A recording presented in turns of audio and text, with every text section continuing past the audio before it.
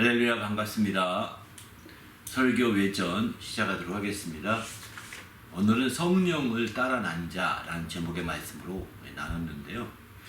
오늘 본문의 말씀 한 구절 읽고 또 시작하도록 하겠습니다. 오늘 본문은 갈라디아서 4장 21절로부터 31절까지 말씀을 본문으로 삼았는데요. 그 중에서 29절 말씀 한 구절만, 23절, 29절 두 구절만 읽어드릴게요. 여종에게서는 육체를 따라 낳고 자유 있는 여자에게서는 약속으로 말미암았느니라. 29절은 그러나 그때에 육체를 따라 난 자가 성령을 따라 난 자를 박해한 것 같이 이제도 그러하도다. 아멘. 이렇게 이제 갈라디아서에서 성령이라고 하는 단어를, 성령이라는 표현을 이제 중심으로 나누고 있습니다. 오늘은 세 번째 시간인데요. 바로 오늘 성령을 따라 난 자라는 건 29절에 이 말씀이 있어서 제목을 그렇게 잡아왔습니다. 이제 이번 설교에 대해서 1부, 2부 설교에 대해서 함께 이제 비하인드 스토리를 함께 나누면서 또 질문 받도록 하겠습니다. 구약은 첫 언약이 중심이 됐다고 하셨고 또 많은 언약들이 언급되어 있는데 첫 언약에 대해서 설명해 주세요. 첫 언약이라는 표현은 이제 우리가 알다시피 히브리서 표현이에요. 사실은 히브리서에서는 첫 언약 이런 표현들이 굉장히 많이 나오거든요. 그러나 이제 히브리서에서는 이 첫 언약의 표현이 많이 나오는데 이런 표현들을 이제 구약에서 본다면, 구약에서는 실제 첫 언약 하게 되면 대개 노아의 언약을 첫 언약이라고 한다든가, 노아 다음엔 아브라함의 언약이 첫 언약이 되잖아요. 처음에 보통 아브라함 언약을 더 우선을 하니까 아브라함 언약을 이제 첫 언약이라고 표현할 수 있을 것 같은데, 사실 첫 언약이라고 히브리서에서 이렇게 언급한 것은 이제 그런 노아나 아브라함의 언약을 가리치는 건 아닙니다. 오히려 세 번째에 해당되는 언약이라고 할 수 있는, 아담부터 시작하면 네 번째에 해당되는 언약이라고 할 수 있죠. 모세의 언약입니다. 시내산에서부터 이제 그 십계명을 받았던 모세의 언약, 그리고 이제 40년 광야 생활을 통해서 그들이 이제 모압 땅에 이르렀고 드디어는 이제 가나안 땅에 들어가고, 약속의 땅 가나안 땅에 들어가기 바로 직전에 다시 한번 이제 모세가 이스라엘 백성들에게 얘기하기를 이제 너희가 하나님의 율례를 지키고 계명을 지키면 복을 받겠지만 그걸 저버리게 되면 너희가 저주를 받게 된다 라고 하는 사실을 신명기 28장에 자세히 얘기하면서, 그래서 29장 1절의 결론에 거의 얘기하는 거죠. 모압 땅에서의 그동안의 이제 모세의 율법을 통해서 온전히 살게 될 것을 얘기하겠는데, 그 조건부를 달게 되는 겁니다. 한마디로 말해서 뭐뭐 하게 되면 조건이잖아요. 이 조건부를 조건적인 이제 계약으로 모세의 그 언약을 그런 조건적인 언약으로 이렇게 변경이 되게 됩니다. 물론 그 전에는 처음 받을 때는 무조건 예스 다 그 조건이랄 거 없는 거죠. 물론 그때 조건이랄 게 없는 거죠. 그렇지만 이제 그 광야 40년 생활 동안에 하나님이 완전히 먹이고 입혀주었건만 그들이 하나님 뜻대로 살지 못한다는 걸 보면서 다시 한번 조건적인 측면을 아주 부과하고 함께하는 언약으로 모세 언약을 종합적으로 만들게 되는 거죠. 그 이후에 그들은 가나안 땅에 정착했을 때, 그 이후에 이스라엘 백성들은 이 가나안 땅을 중심으로 이제 모세의 언약을 따라서 살게 되는 겁니다. 그게 이스라엘의 주가 되는 겁니다. 중심이 되는 겁니다. 그것은 어디까지냐? 이스라엘에 있어서 시내산에서 십계명을 받은 것을 이제 마침내 그 십계명의 돌판을 이제 성전의 그 벗개 안에 집어넣잖아요. 그리고 나중에 성전을 짓고 지성소에 그 벗개 안에 넣거든요. 이렇게 되면서 그 예루살렘에 세워진 성전 시대까지 다 포함되는 거예요. 그러니까 예수님이 오시기 전까지 바로 이 모든 그 첫 언약이라고 하는 것은 바로 실제로 역사상 가장 처음 언약이라고 언급했던 노아의 언약도 아니고 또 실제로 언약 중에서 가장 대표적인 아브라함의 언약도 아닙니다. 바로 더한 것은 그건 거죠. 다른 것이 아니라 그 모세의 언약이었던 거죠. 모세의 언약보다 한 500년 전 앞선 것이 아브라함의 언약이고, 아브라함의 언약보다 더 500년 더 앞선 것이 바로 그 노아의 언약이에요. 그런 상황이기 때문에 그 노아의 언약이 그렇게 된 상황이어서 실제로는 이제 그 세 번째 해당되는 모세의 언약이 첫 언약이라고 이제 히브리서에서는 그렇게 방향을 두고 자꾸 언급하고 있습니다. 그럼 왜 첫 언약이라고 강조했느냐? 그것은 다른 것이 아니라 에레미야를 통해서 바로 새 언약을 맺으리라 이렇게 하셨거든요. 이 에레미야 31장 31절에 보게 되면 새 언약을 이스라엘 집과 유다 집에 통해서 새 언약을 맺으리라 했는데, 그 새 언약을 맺은 것을 볼 때 첫 언약이 있었겠구나. 새 언약의 반대는 옛 언약인데 옛 언약이라고 써야 되는데 옛 언약이라고 안 하고 첫 언약이라고 이렇게 표현했습니다.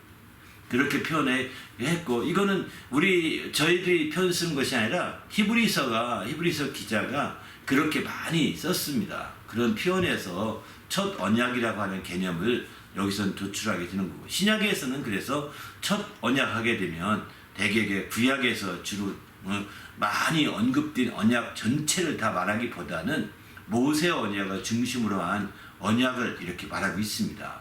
그리고 이제 모세 언약을 제외한 나머지 언약들은 어떤 특징이 있냐면, 모세 언약은 이제 조건적인 언약이라고 했잖아요. 반면에 나머지 언약들은 대부분이 이제 무조건적인 언약입니다. 하나님께서 일방적으로 약속하신 거예요. 그리고 패하지 않기로 하나님이 그렇게 말씀하신 거거든요. 우리는 패하지 말아 주십시오. 패하면 안 됩니다. 우리가 요청해서 되는 것이 아닙니다. 일방적으로 하나님께서 무조건적으로 이렇게 약속하신 그 언약하신 말씀들, 계약하신 말씀들이기 때문에 그런 말씀들이 이루어진 것이 다 노아의 언약, 또 아브라함의 언약, 다윗의 언약, 다 이렇게 연결되는 거죠. 근데 이런 것들이 다 많지만 그 외에도 언약이라 할 게 또 많이 있겠지만, 뭐 아브라함만 있나요? 이삭과도 언약을 맺고 야곱과도 언약을 맺는 것을 보잖아요, 성경에. 그죠? 이런 것들을 다 보면 언약이라는 것은 굉장히 많은데, 그 중에서도 유난하게 바로 모세의 언약을 여기서는 이제 출애굽할 때 시내산에서 십계명을 받았던 모세의 언약을 중심으로 해서 첫 언약이라고 이렇게 강조하고 있는 거죠. 구약 전체는 바로 다른 언약도 다 있지만 실제로는 이와 같은 모세의 언약이 중심이 되어서 다 구약 전체가 끌려가고 있는 거거든요. 그리고 마침내 예수님이 오시게 되는 거죠. 그래서 예수님 오실 때 예수님은 그러면 첫 언약에 이어진 것이냐? 성경에서는 예수님은 첫 언약에 이어진 것이 아니라 첫 언약을 완성했다 이렇게 표현합니다. 예수님은 첫 언약의 바톤을 이어받았다라기보다는 첫 언약을 완성했다. 완성했다는 표현은 율법을 완전케 했다 이런 표현이기도 하거든요. 예수님이 오신 것은 율법을 완성하셨다고 이렇게 말씀하시잖아요. 이 얘기는 그 첫 언약을 완성해서 첫 언약이 기능을 딱 정지시킨 것과 똑같은 거죠. 첫 언약의 그 유효함을 거기서 딱 예수님 오신 이후에 딱 끊어진 겁니다. 그렇게 예수님이 첫 언약을 이어서 바톤을 띄어서 막 뛰어가는 것이 아니라 바로 첫 언약의 부분은 거기서 예수님으로 딱 정리가 되는 겁니다. 그리고 마침내 예수님은 그래서 율법을 완전케 하러 오셨다라고 예수님이 직접 이런 말씀 하시잖아요. 로마서에서는 예수님이 율법을 완성하셨다고 말씀하십니다. 이렇게 예수님이 율법을 완전케 하고 완성하심으로 첫 언약과 관계된 예수님의 역할은 거기서 딱 끊어지게 됩니다. 그리고 예수님이 새롭게 이제 주님 안에서 새로운 길로 나가게 되는 거죠. 그것이 우리가 알다시피 이제 새 언약이라고 보게 됩니다. 이렇게 구약에서 그래서 이제 첫 언약이라고 말하고 있는 것은 다른 것 중심으로 그걸 풀어가게 되면 혼란스러워집니다. 바로 신약의 관점에서 본다면 바로 모세의 율법 중심으로 한 구약 전체가 운영되고 대부분이 운영됐죠. 그런 운영됐던 것들을 이제 예수님으로 마감이 되고 새로운 새 언약이 이루어진다는 거 이렇게 아시는 게 좋을 것 같습니다. 그러면 이제 다른 노아의 언약이냐 다른 아브라함의 언약이나 다윗의 언약이나 이런 것들은 어떻게 되는 거냐, 이건 아마 다음번에 또 질문을 통해 나누도록 하겠습니다.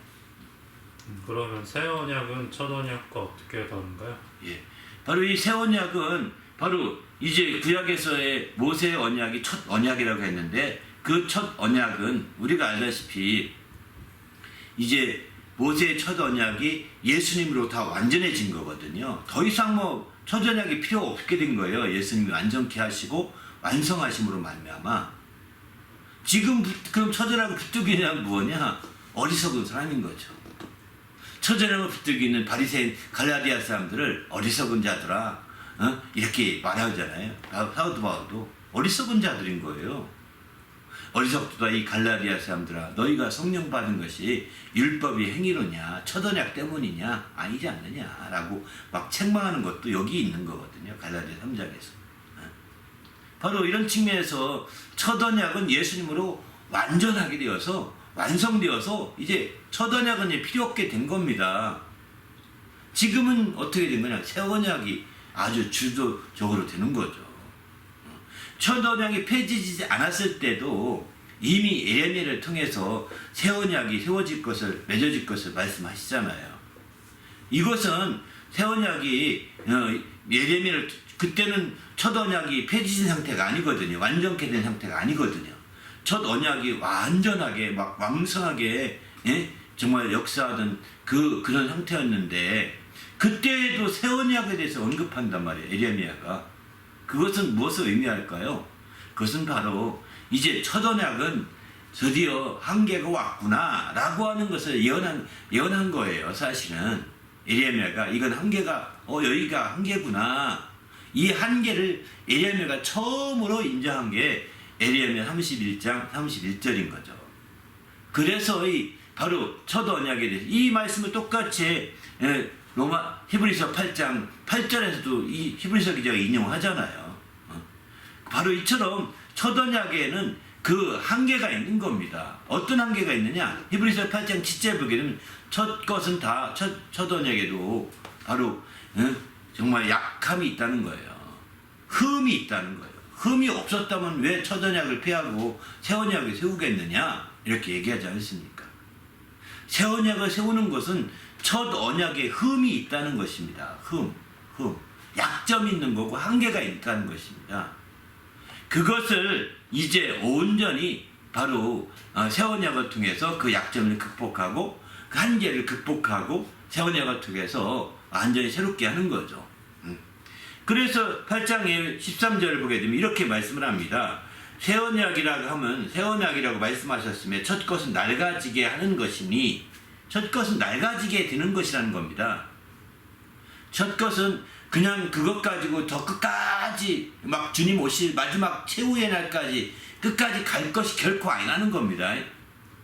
첫 언약은 최후의 날 갈 것이 아니라 낡아지게 하는 것이니 이거잖아요. 표현.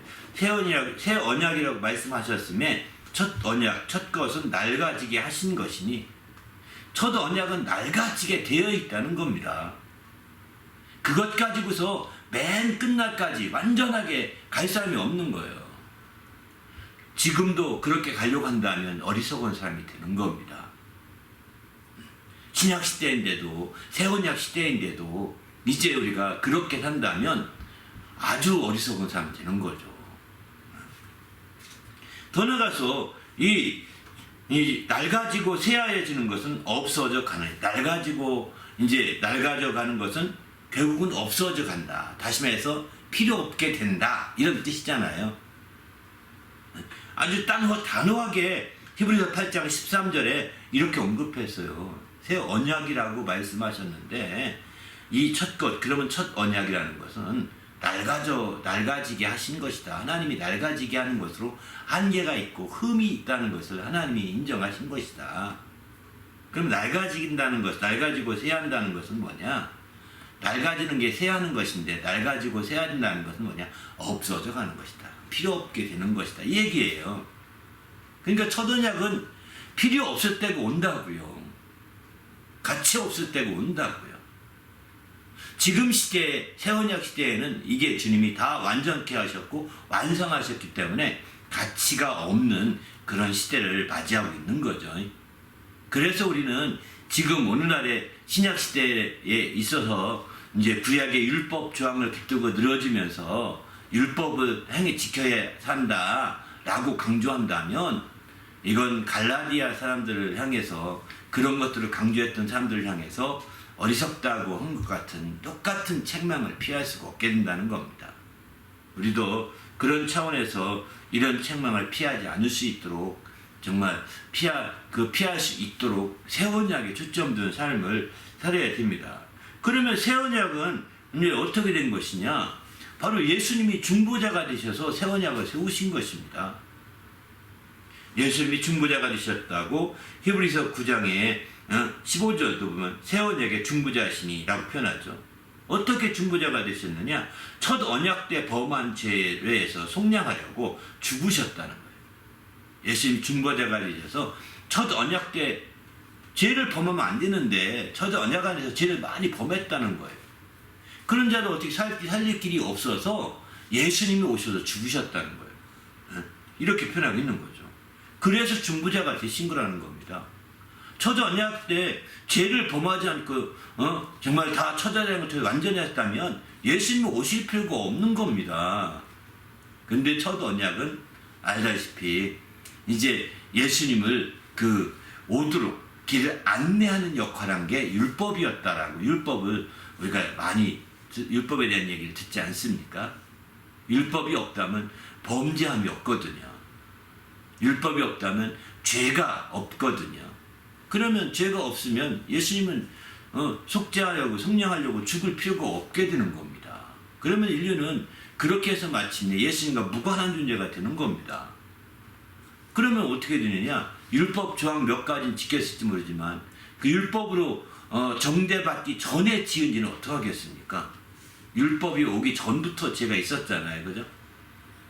율법이 오기 전부터 죄가 있는 건 어떻게 하겠습니까? 율법이 온 후에 죄는 율법으로 그럭저럭 사함받았다 하더라도 율법이 오기 전에 있는 죄는 어떻게 해요? 대책이 없잖아요. 그들은 다 멸망할 수밖에 없는 거죠. 공평한 기회가 주어지지 않는 겁니다. 그래서 그들을 위해서 또 율법을 지키라고 주었지만 율법을 지켜서 의롭다함 받으라는 것이 아니라 율법을 통해서 우리는 장차 오실 메시아를 기대해야 된다. 이 율법을 따라 지키지만 이 율법을 우리가 지키는데 한계가 있다. 그래서 장차 오실 메시아를 기다려야 된다. 이것을 깨우쳐 주려고 사실은 첫 언약을 주신 것이고 율법을 주신 것이라고 성경은 로마서에서는 그렇게 해석을 하고 있습니다. 그래서 우리가 율법이 없었다면 범법함이 없었을 것이다 라고 말하면서 율법이 있어서 드디어 죄를 범하게 되고 그로 인해서 우리가 예수를 믿지 않으면 안 되는 그런 존재가 되었다는 것을 얘기하고 있는 거죠. 그만큼 율법이라는 것은 하나의 과정의 첫 언약이라고 표현했지만 과정에 속한 겁니다. 그게 전부가 아니라는 것입니다. 과정에 속한 조건부적인 언약으로서 과정에 속한 언약인 것이죠. 전부가 그 자체로 완전하게 되시는 것이 없다는 거예요. 만약에 그 자체로 완전하게 됐다 한다면 새 언약이라고 이런 언급 자체가 필요 없게 되었을 거라는 겁니다.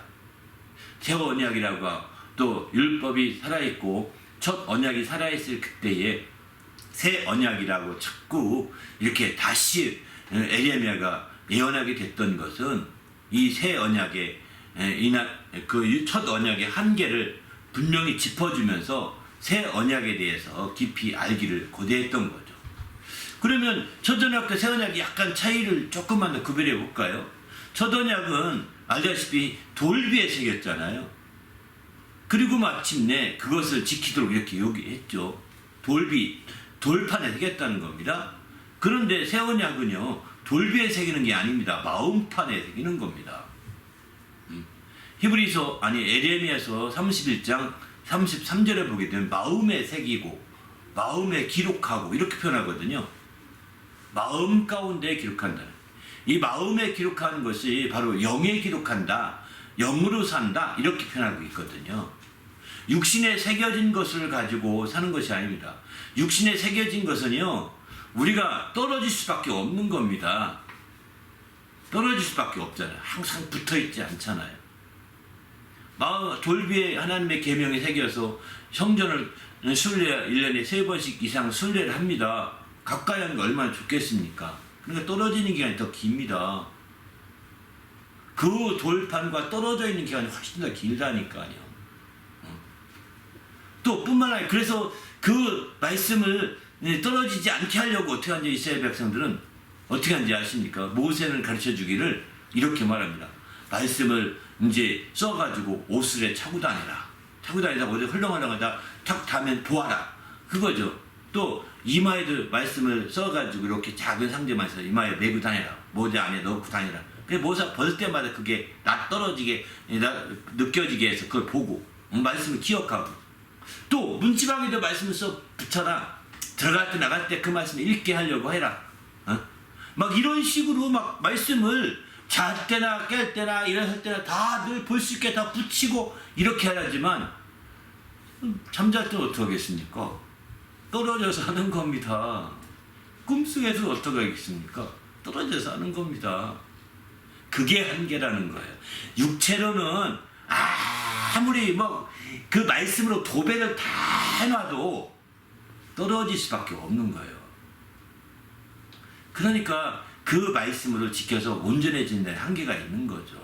그러나 신비의 말씀을 기록하면 어떻게 될까요? 마음에 기록하면 떨어질 수가 없는 겁니다.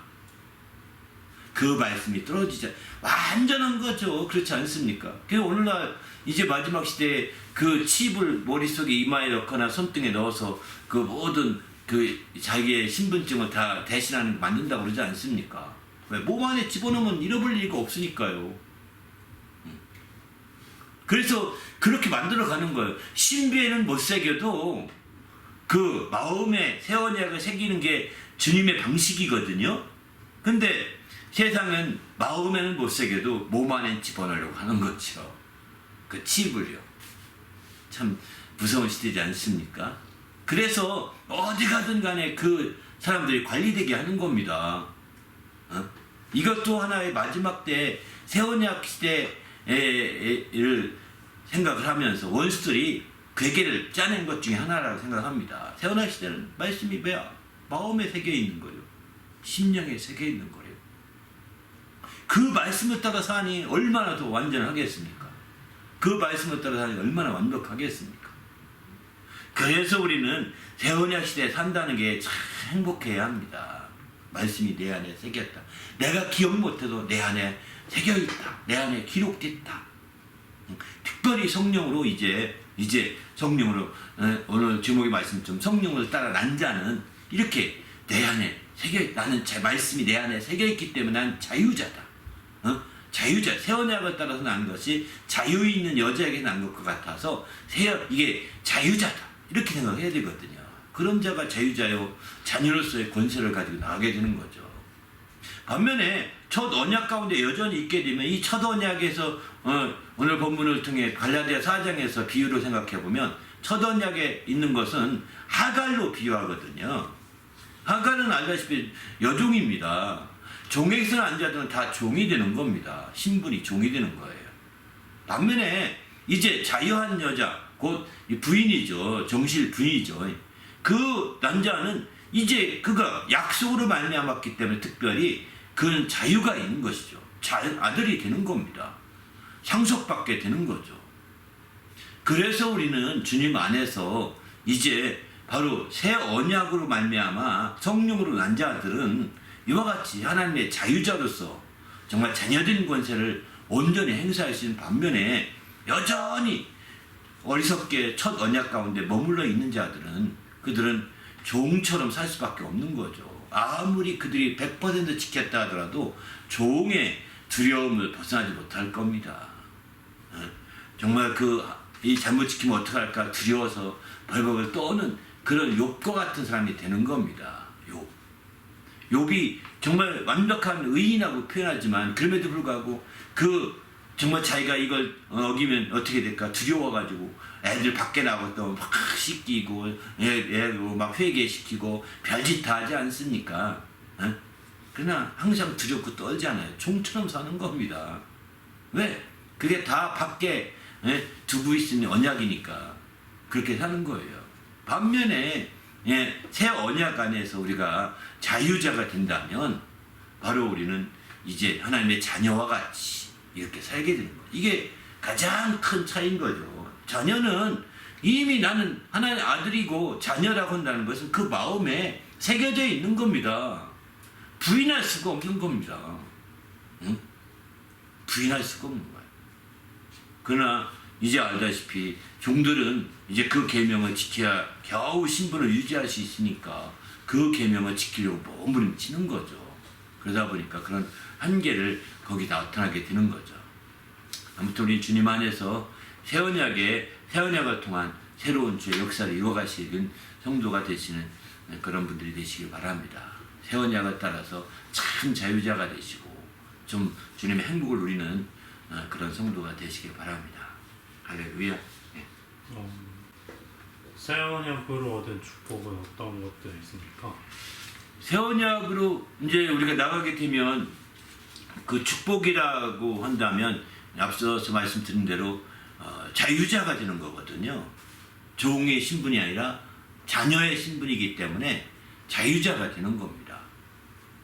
그래서 왜 자유 있는 여자에게서 난 자들은 다 자유자가 되는 겁니다. 그러나 종의 신분에서 난 자는 다 종이 되는 겁니다.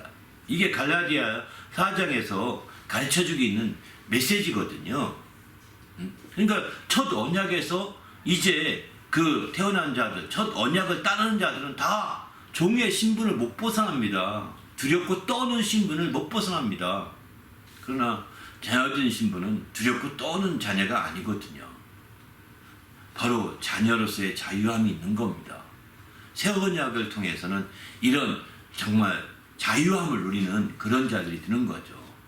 그래서 이제 자유함을 누리는데 어떤 자유함을 누리느냐? 이 자유함이 우리가 여기서 자유함을 조금만 더 설명드리면 자유함이 그저 하나의 그냥 나 자유하고 편하고 좋다 난 아들이야 좋아 이런 자유함이 아닙니다. 그런 자유함으로 생각한다면 너무 낭만적인 거죠. 성경의 자유함은요 행복감과 직결되어 있습니다. 왜? 이런 자유함이 있는 하나님의 행복은 이런 자유함이 넘치는 행복이기 때문입니다. 이런 자유함이 없으면 행복에 다다를 수가 없습니다. 바로 이런 자유함이 있어서 행복해. 그래서 신앙의 행복은요 자유함을 바탕으로 한 행복입니다. 진리를 알지니 진리가 너희를 자유케 하리라 이렇게 말하죠. 그때 진리 그 자유로 말미암아 행복해지는 겁니다. 바로 새 언약으로 말미암아 자유자가 되는데 그 새 언약의 축복으로 인하여 자유를 얻게 되는 거죠. 진리는 바로 새 언약과 직결되어 있는 거죠. 왜? 바로 새 언약을 세우신 예수님, 새 언약의 중보자가 되신 예수님, 그분이 말씀하시길 내가 곧 진리요 길이요 생명이다 이렇게 말씀하시잖아요. 진리를 알지니 진리가 너를 자유케 하리라. 아들이 그러니까 우리가 이미 아브라함 때부터 자유하고는 왜 자유한다 하느냐? 아들이 너희를 자유케 하여야 자유할 수 있다. 이렇게 요한복음 말씀하잖아요. 아들이 자유케 하는 겁니다. 새 언약으로 자유케 하는 겁니다. 진리로 자유케 되는 겁니다. 그 자유가 하나님 나라의 행복을 느끼게 하고 누리게 하는 지름길인 거죠.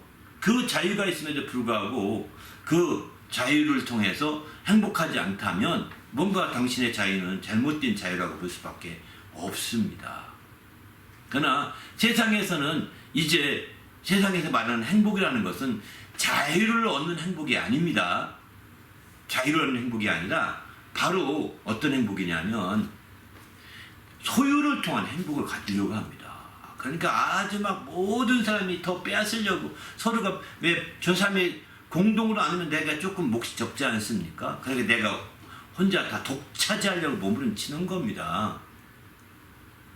그러니 그렇게 독차지하고 행복하겠습니까? 상대방을 주의고 행복하겠습니까? 행복이 안 되죠. 일시적으로는 차지했다 행복할지는 모르겠지만 그거는 하나님의 행복이 아닌 겁니다. 자유하는 행복이에요. 그래서 복음, 새 언약 시대에 복음이 전파되는데 복음이 전파될 때마다 자유가 선포되잖아요. 바로 옥에 갇힌 자들에게 자유, 구속된 자들에게 자유, 다 자유예요. 가난한 자에게 자유, 다 자유를 준다고요. 이렇게 복음의 내용들이 자유예요, 다.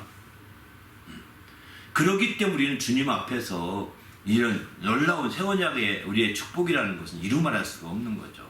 근데 오늘 이제 그 갈라디아 4장에 보게 되면 이렇게도 말하죠. 그래서 육체로 떠난 자가 이제 성령으로 떠난 자를 박해하게 되는데 이들을 내쫓으라 이렇게 말하는 이유는 뭐냐면 바로 여종의 아들이 자유 있는 여자의 아들과 더불어 유업을 얻지 못하리라 이렇게 말하거든요.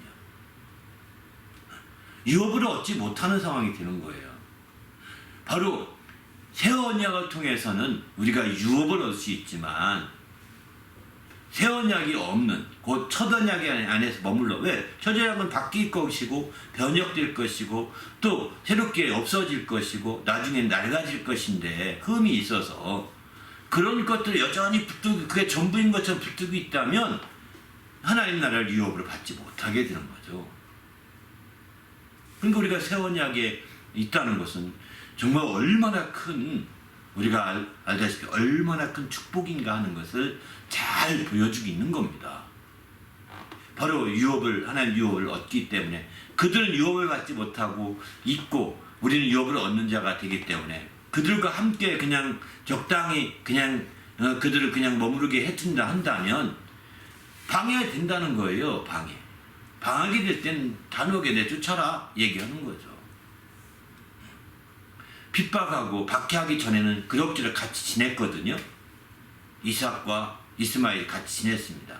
그런데 이삭이 커가고 이제 아브라함이 이삭에게로 사랑이 막 집중된다는 걸 알면서 이스마엘이 구박하기 시작하죠.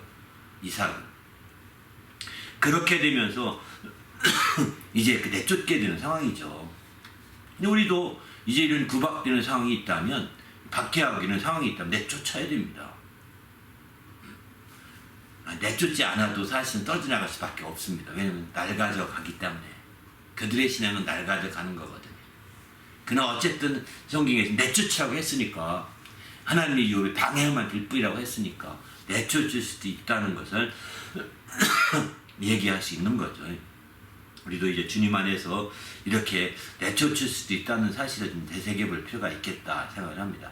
또 한 가지만 더 같이 연결천해서 그 히브리서 9장 15절 보게 되면 이렇게 말씀하죠.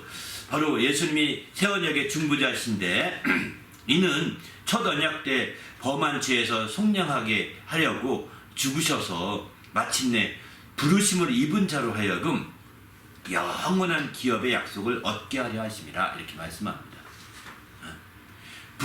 예수님께 부르심을 입은 자로 하여금 영원한 기업의 약속을 얻게 하려 하심이라. 그게 예수님이 새 언약의 중보자가 되셨다는 거예요. 근데 이 앞에 중간에 첫 언약 때 범한 자를 속량하려고 죽으셔서 이제 부르셨다는 거예요. 그 부르심은 이제 영원한 기업을 얻게 하려고 하는데 초점을 두고 있다는 거죠. 여러분 또 아까 정말 유업을 함께 이루지 못한다고 했는데 같은 차원의 얘기입니다. 바로 새 언약 안에 있는 자와 이제 첫 언약 안에 있는 자는 유업을 같이 이어받지 못하는 거죠.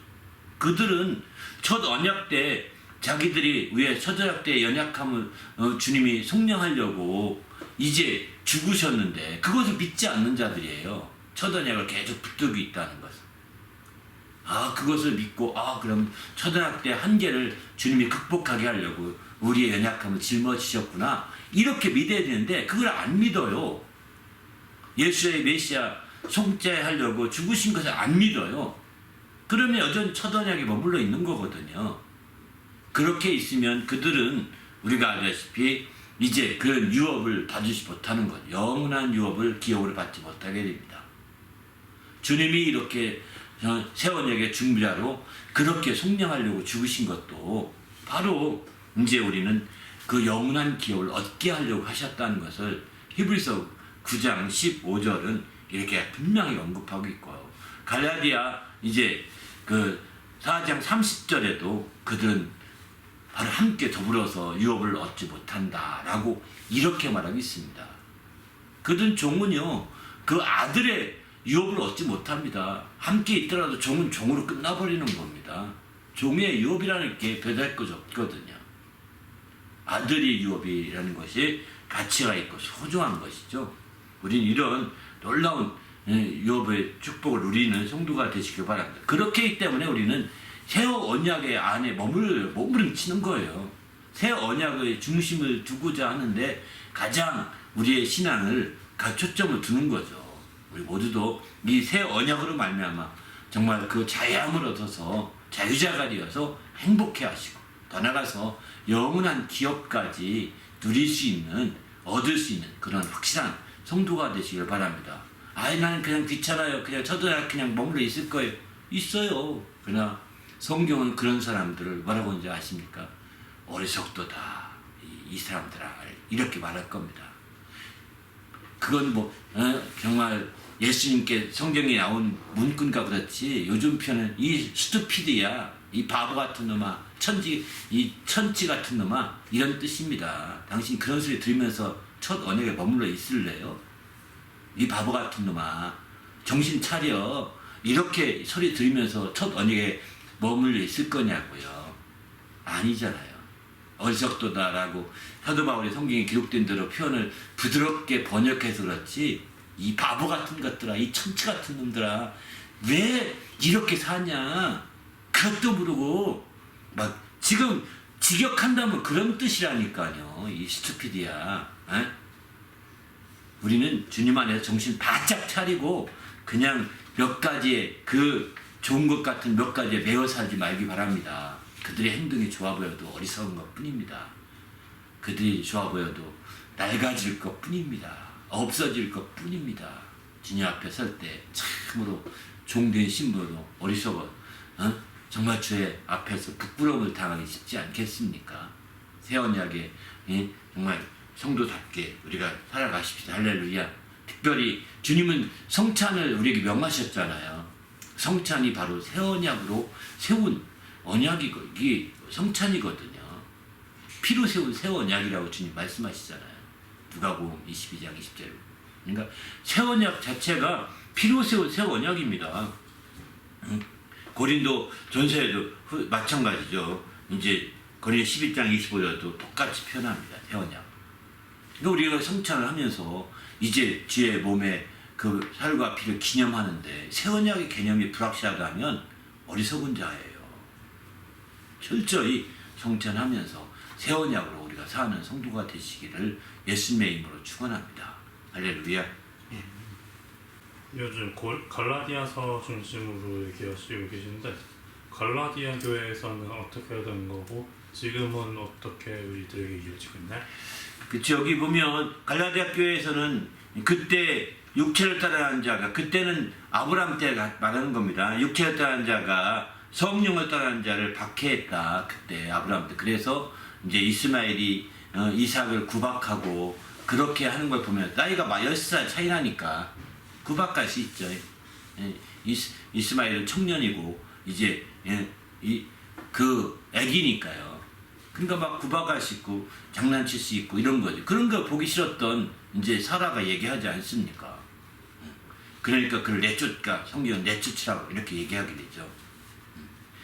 그것처럼 오늘날의 갈라디아 교회도 마찬가지입니다. 갈라디아 교회도 이제 처음에 사도 바울이 가서 증거할 때는 믿으면 구원받는다. 새 언약으로 우리는 구원받는다. 바로 새로운 약속이다. 이거는 구약의 약속이 아니다. 새로운 약속이다. 라고 하면서 이게 복음을 증거하잖아요. 우리는 율법이 필요 있는 것이 아니다.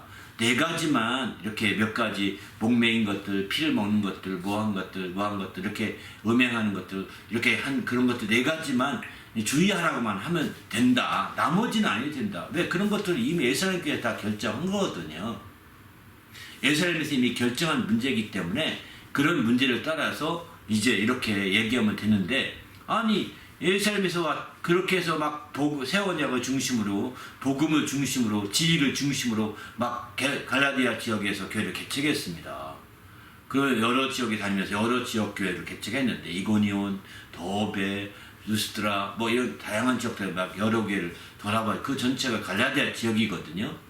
그 갈라디아 지역을 이제 개척을 했는데, 이 2차 전도여행에 다시 그쪽이 어떻게 잘 믿음 생활 하나 돌아보러 갔는데, 웬걸요, 에르사렘에서 왔다고 하는 사람들이 율법을 가르치는 겁니다. 사도 바울의 가르침 전부가 아니다. 바로 율법을 지켜야 구원받는, 예수 믿는 거 참 당연하지만 율법을 지켜야 된다. 막 이렇게 가르치는 겁니다. 예수 믿어도 율법을 지켜야 된다. 몇 가지 그 예수님께서 그 몇 분이 그건 아니더라. 그분한테 물어보니까 하면 더 좋지. 이렇게 얘기했다. 이런 식으로 얘기하는 거예요. 그게 억압된 상태로 하라고 한 것이 아닌데, 한 번 더 좋지라고 말하는 사람이 있는지 없는지 모르겠습니다만은, 그런 식으로 둘러대서 막 하는 거고, 사도 바울은 알다시피 예수님께 직접 배워지지 않았지 않느냐. 사도도 아니다, 진짜. 진짜 사도는 에스라임 있는 사도들이 진짜 사도다. 그들의 말이 맞지 않느냐. 그러니까 사도 바울이 열심히 개척했지만 그들의 말에 어떻게 되게 다 헐따닥 뒤집어지는 거죠. 예?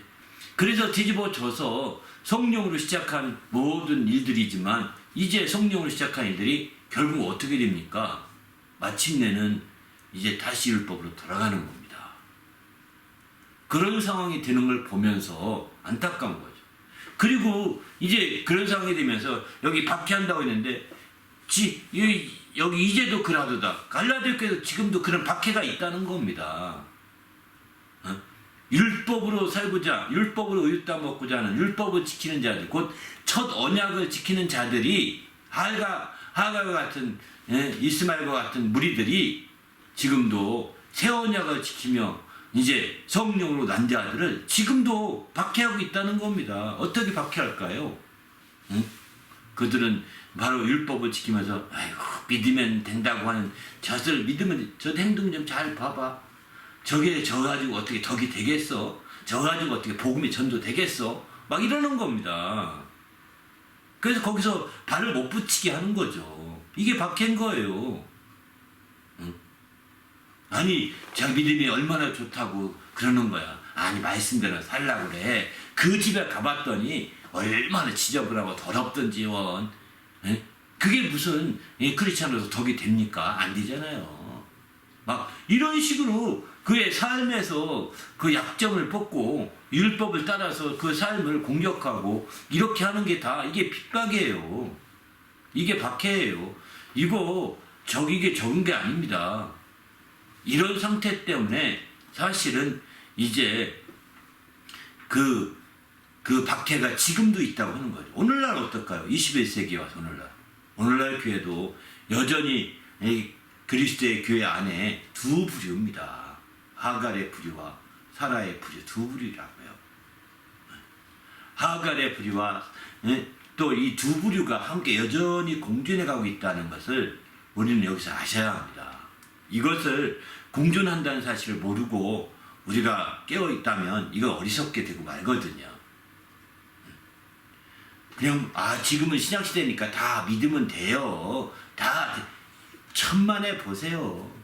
좀 더 앞에서 목사님들이 믿음을 강조하는 목사님이면 그런 게 조금은 더 허용되죠. 새 언약을 강조하는 목사님이면 그런 게 더 허용이 되죠. 좀 행동이 좀 거칠더라도, 삶이 좀 거칠더라도, 생활이 좀 반듯하지 못할지라도 좀 용납이 되죠. 그런데 그 안에 집사들 가운데, 장로들 가운데 반드시 율법지향적인 사람이 있습니다.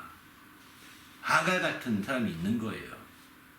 그래서 첫 언약을 따라가면서 그래도 말씀대로 살아야지. 말씀을 자꾸 외우고 지키고, 말씀을 그게 없으면 안 되는 거야 하면서 자꾸 그걸 유도해 가는 겁니다. 그 정죄받으면서까지 말이죠. 안타깝죠.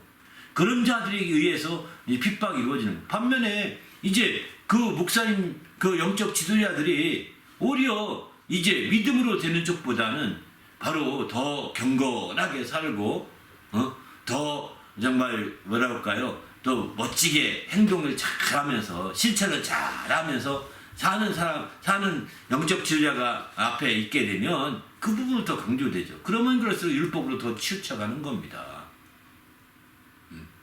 그러면 첫 언약의 영향을 더 많이 받아서 하는 겁니다. 아무리 신약 시대를 하더라도 당신이 그 교회에서 있는 동안 그런 교회에 있는 동안에 새 언약을 가지고 살면 어떤 목사님의 지적, 영적 지도자의 지적을 피하지 못할 것입니다.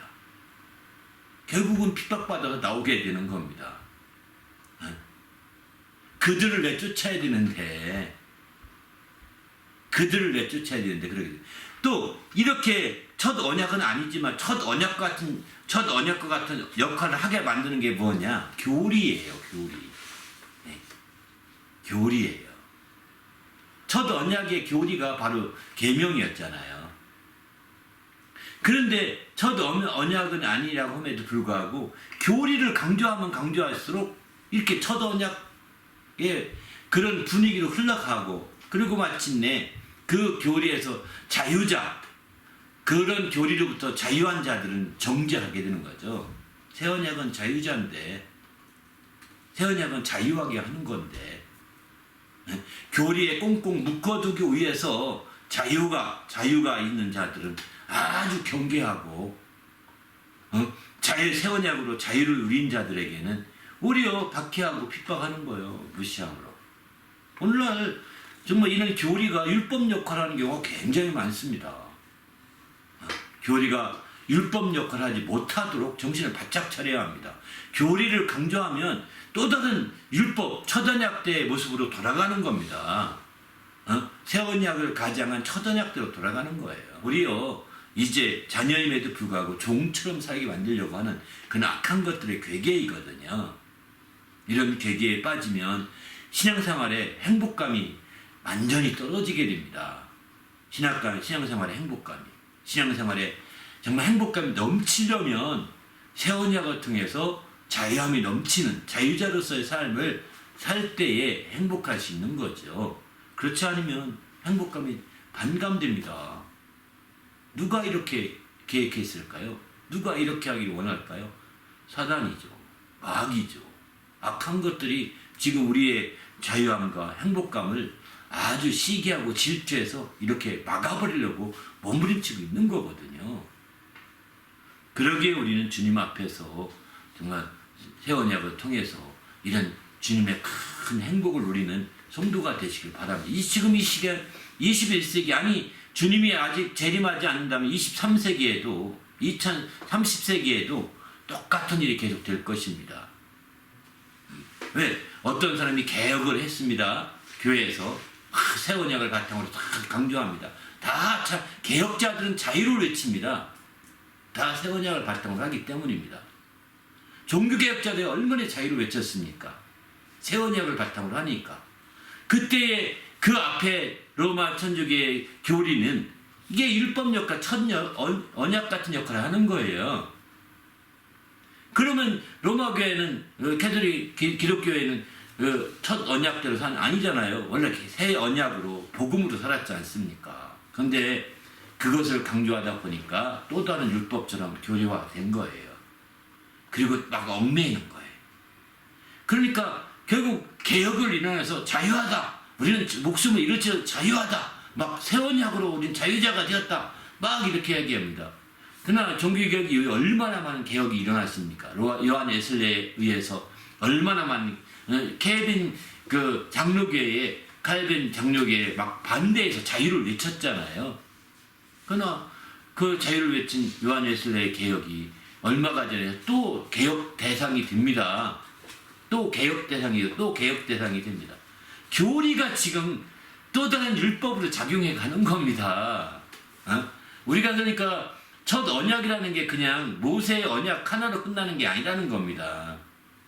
하갈이라는 것이 그냥 아브라함 때 하갈로 끝나는 것이 아니라 지금도 계속 두 세력이 계속 이렇게 싸우고 있는 거죠. 박해하고 하지 못하게 막고 있고 막 그러는 거죠. 이럴 때일수록 우리는 자유자의 편에 서야 됩니다. 할렐루야. 개혁 편에 서야 됩니다. 새 언약 편에 서야 됩니다. 진리 편에 서야 됩니다. 그렇게 되면 참으로 이제 자유할 수 있고, 그러면 하나님의 행복으로 더욱더 행복해질 수 있는 길이 더 분명해지는 거죠. 그래서 이렇게 행복한 신앙생활이 이어지시길 부탁드립니다. 갈라디아 교회의 그 모습을 그냥 갈라디아 교회 모습이 아닌 오늘날의 교회도 여전히 비춰주고 있다는 거예요. 여러분 교회 한번 돌아보십시오. 누가 이렇게 율법주의자인지, 누가 율법을 강조하면서 나의 자유함을 억압하고 있는지, 나의 새 신앙, 새 언약을 아주 옥죄려고 하고 있는지 한번 보시길 바랍니다. 정말 그러면 지금도 여전하구나, 이 갈라디아서가 여전히 유용하구나 라고 하는 것을 알게 될 것입니다. 또 설교 준비하시거나 전하시면서 좀 더 하시고 싶던 분들 있어요? 한 가지만 분명히 말씀드리고 싶은 것은, 이제 여기서 보면 이제 여종에게서는 육체를 따라 났고 자유인은 여자에게서는 약속으로 말미암았다, 이렇게 갈라디아 4장 23절에 이렇게 말씀하시잖아요. 그러니까 새 언약은 약속으로 말미암은 겁니다. 이때 이 약속이라는 것은 무슨 약속이냐면 막연한 약속이 아니라 바로 갈라디아 3장 14절에 이미 앞에서 언급한 대로 바로 성령의 약속인 거죠. 성령의 약속인 거죠. 그래서 이런 성령의 약속을 따라서 이렇게 우리가 이제 바로 그 자유한 자가 되는 것이죠. 그래서 이 성령의 약속이라는 것은 우리가 알다시피, 성령이 그러면 특별하게 우리에게 직접적으로 약속한 것이 있느냐? 사실은 성령이 직접적으로 약속한 것은 없습니다. 없고요. 성령의 약속이라는 것은 성령에 관계된 약속, 성령과 관련된 약속이라고 보시면 됩니다. 성령과 관련된 약속에는 크게 두 가지입니다. 한 가지는 아버지께서 약속하신 성령에 관련된 약속이 있고요. 또 한 가지는, 한 부류는 아들이 오셔서 성령과 관련된 약속이 있습니다. 아들이. 이가 이렇게 있는데, 이제 아버지께서 성령과 관련된 약속 중에 대표적인 것은 요엘서를 통해서 요엘서 2장에 말씀하신 말씀인 거죠. 바로 말세에 모든 육체에 내 영을 부어준다 하는 거거든요. 만민에게 내 영을 부어준다는 것이거든요. 그건 주님이 요엘을 통해서 아버지께 약속하신 거죠. 예언하신 거니까요. 그래서 그 말씀을 이제 성령을 받은 다음에 베드로는 그 말씀을 처음으로 인용해서 막 증거하는 거예요. 우리가 지금 성령 받은 것은 밑도 끝도 없이 뚝 떨어진 성령이 아니라 요엘을 통해서 예언했던 하나님의 영을 부어주셔서 우리가 이렇게 된 것이다 라고 이렇게 막 증언하시잖아요. 바로 사도행전 2장에 막 증언이 나오지 않습니까? 그리고 반면에 그럼 예수님이 성령에 관련된 약속은 어떤 약속했느냐? 내가 아버지께로 가면 성령을 보내주리라고 약속하셨잖아요. 내가 아버지께로 가지 않으면 너에게 유익이 없다. 내가 떠나서 아버지께로 가면 성령을 보내주리라고 요한복음 16장 7절에 이렇게 말씀하시잖아요. 주님이 약속하신 거예요. 그래서 주님께서는 사도행전 1장에 보게 되면 내게 들은 바 아버지의 약속하신 것을 기다리라 이렇게 얘기하시잖아요. 내게 들은 바, 예수에게서 들은 바, 성령에 대해 들었잖아요, 예수님이. 그런데 그것은 아버지께서 약속하신 거라는 거예요. 아버지께서 약속하신 것을 이제 바로 기다리라고 얘기하고 있는 거죠. 그러면 너희는 몇 날이 못 뛰어 성령으로 침례를 받으리라고 이렇게 말씀하십니다. 바로 이건 아버지께 약속하신 전형적인 것이죠. 내게 성령에 대해 내가 들었는데 그것은 아버지께서 약속하신 것이다. 그 사도행전 1장 4절에 이렇게 분명히 말씀합니다. 반면에 이제 그 베드로는 그가 사도행전 2장에 33절인가요? 이렇게 말하기를 그가 이제 약속하신 성령을 받아서 우리에게 보내주신 것이다 라고 이렇게 표현하거든요. 그 아들이 있거든요. 아들이 약속하신 성령을 받아서 보내주신 것이다 이렇게 말씀하시죠. 아들이 무슨 약속했을까요? 내가 아버지께 가면 성령을 받아서 너에게 보내주겠다. 성령을 보내리라고 약속한 거잖아요. 또 앞에서는 아버지께 가면 성령을 구하겠다 이렇게 말씀하시고 또 보내겠다 뒤에는 또 말씀하시니까 그가 약속하신 성령을 받아서 구하여 받아서 우리에게 보내주신 거구나 라고 다 합해서 베드로는 그렇게 설교하고 있습니다. 사도행 2장 3절인데 이렇게 말씀해 보게 되면요. 바로 이렇게 이런 성령의 약속이 이제 바로 새 언약을 완성해가고 새 언약을 더 온전히 성취해 가는데 이루어 가는데 바로 이런 성령의 약속이 뒷받침되고 있다는 것이죠. 바로 자유가 있는 여자에게서 났다는 것은 이런 약속을 바탕으로 난 건데 약속을 바탕으로 난 건데 이것을 바로 29절에서는 성령을 따라 난 자라고 이렇게 표현하고 있는 겁니다. 자유가 있는 여자에게서 약속으로 말미암아 났는데 그 이삭이 약속으로 났죠. 근데 그 경우를 성령을 따라 난 자라고 표현하고 있다는 거예요. 반면에 하갈에서 난 자는 육체를 따라 났기 때문에 육체를 따라 난 자라고 표현하고 있고요. 바로 23절에 두 가지를 이렇게 비교하고 있는데 29절에서는 그 똑같이 약속으로 말미암아 난 자를 여긴 성령을 따라 난 자라고 이렇게 표현하고 있는 거 본다면 그 위에 약속이라는 것은 다른 어떤 약속도 있지만 궁극적으로는 성령의 약속이라고 볼 수밖에 없는 거죠. 그래서 이 성령의 약속을 갈라디 3장 14절에서는 이렇게 표현합니다.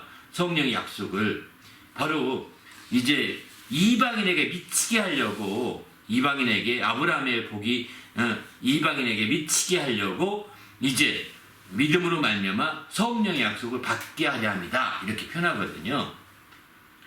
그러니까 여기서 이제 알 수 있는 게 새 언약이라는 것은 성령의 약속을 받게 하는데 궁극적으로는 어느 계통이냐? 아브라함으로 계통해서 이어받는 계통이 되는 것이죠. 새 언약의 계통은. 왜? 성령의 약속을 받게 하기 위해서 바로 아브라함으로부터 이어받게 하시는 겁니다. 모세의 조건부적인 언약을 이어받은 것이 아니라 앞서서 말씀드리길 모세의 조건부적 언약은 예수님이 다 완전케 하시고 완성하심으로 이후유경이 끝났다 이렇게 말씀을 드렸습니다. 이건 이미 낡아진 것이고 없어져 가는 것이다. 없어질 수밖에 없는 거다 라고 말씀드렸습니다. 그러면 예수님이 세운 언약은 밑도 끝도 없이 예수님이 툭 세운 거냐? 아니라는 겁니다. 이 새 언약은 무조건적인 언약인데 그 언약은 아브라함으로부터 이렇게 계통이 이어진 것이다 라고 강조하고 있는 거죠.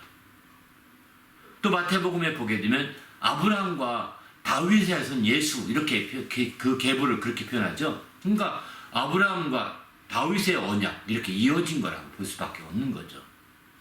근데 갈라디아에서는 다윗의 언약의 부분은 전혀 언급을 안 합니다.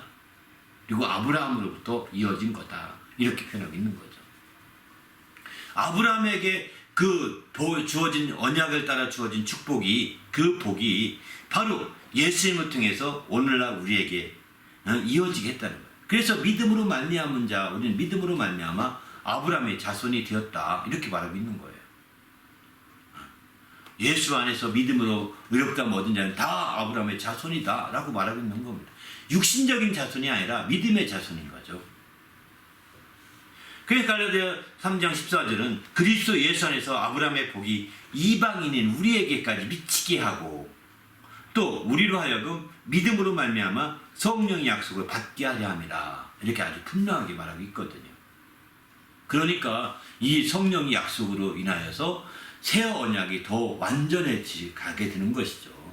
예수님이 새 언약의 중보자가 되셔서 새 언약을 세우셨다면 이제 새 언약이 성령으로 말미암아 완전해 가는 것입니다.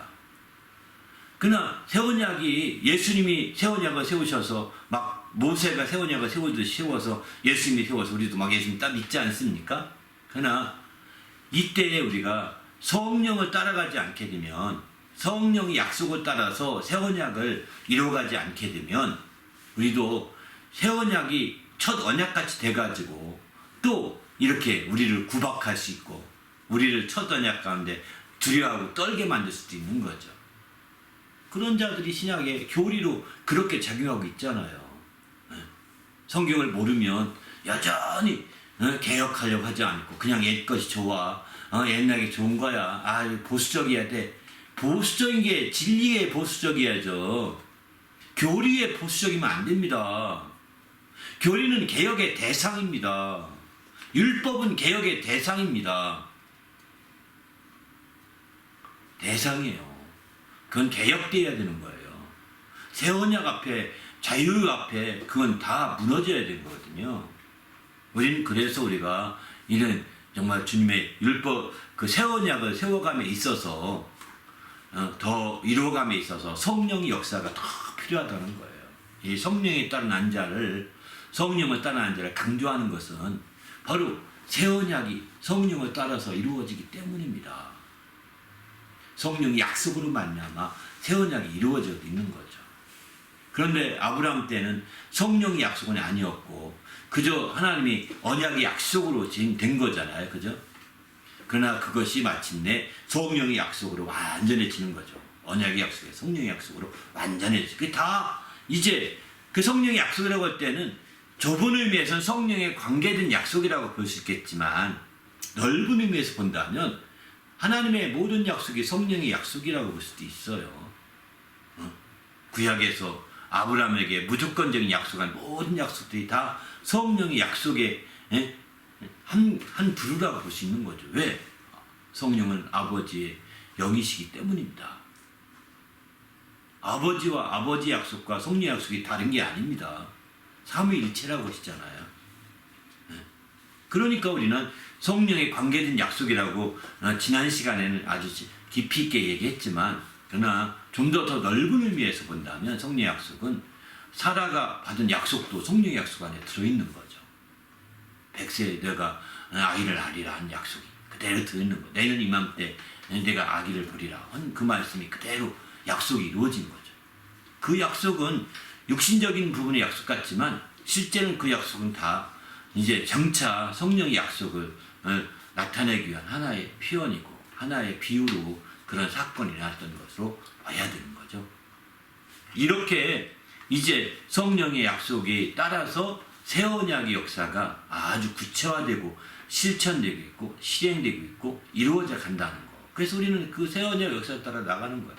새 언약 역사를 따라 나갈 때 성령을 따라서 그걸 이루게 되면 우리는 늘 자유하고 행복해질 것입니다. 하지만 새 언약의 역사를 이룬다고 함에도 불구하고 성령을 무시하고 성령을 멸시하고 성령을 초월하고 성령을 제한시키고 이렇게 한다면 당신은 몇 날이 못 뛰어서 율법으로 돌아가는 격이 될 것입니다. 그리고 마침내 당신은 억압과 눌림과 이런 것을 피할 수 없을 것입니다. 그리고 자유함이 없는 그 종의 신분에 두렵고 떨리는 그런 상황으로 전락되는 어리석은 사람이 될 수밖에 없을 것입니다. 새 언약의 시대라 하더라도 성령의 인도를 받아서 성령을 따라서 행해야죠. 성령을 따르지 않고 성령을 따르면 자동으로 육체를 따라가는 겁니다. 육체를 따라가는 게 바로 이게 첫 언약이거든요. 그럼 어리석은 자가 되고 마른 거죠. 우리는 이제 성령의 약속을 따라서 사는 성도가 되셔서 참으로 행복한 새 언약의 성도가 되시기를 예수님의 이름으로 축원합니다. 할렐루야. 네, 기도하십시다. 하나님 인도하셔서 정말 하나님 뜻대로 살게 해달라고 새 언약의 놀라운 역사를 깊이 체험하고 그 언약을 따라서 우리가 살 수 있도록 인도해 달라고 기도하십시다.